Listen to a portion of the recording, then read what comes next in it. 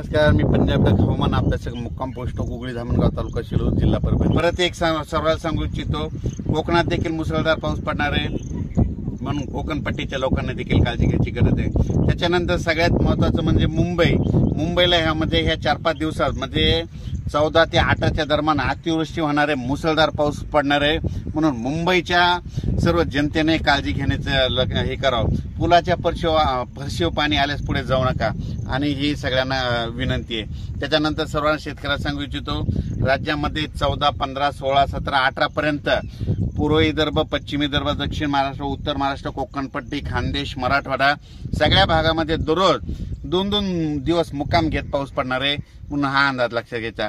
परत पुन्हा आणखीन एक सांगू इच्छितो, त्याच्यानंतर 21 तारखेपासून 21 जुलै ते 26 जुलैच्या दरम्यान परत एक चांगला पाऊस येणार आहे, म्हणून हे अंदाज लक्षात घ्यायचा।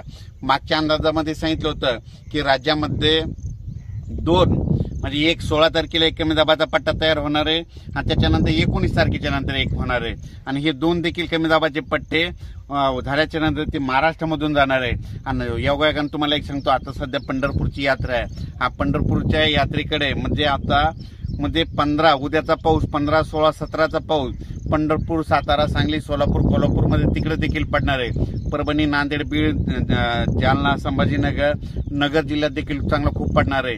त्याच्यानंतर बीडमध्ये, लातूरमध्ये, तसेच सातारा, सांगली, सोलापूर सगळीकडे। त्याच्यानंतर पूर्व विदर्भ, पश्चिम विदर्भ म्हणजे पूर्व विदर्भाचे 6 जिल्हे, पश्चिम विदर्भाचे 5 जिल्हे, म्हणजे ह्या 11 जिल्ह्यात देखील म्हणजे ह्या 4-5 दिवसाचा पाऊस चांगला पडणार आहे, म्हणून हे सर्वांनी लक्षात घ्यायचं।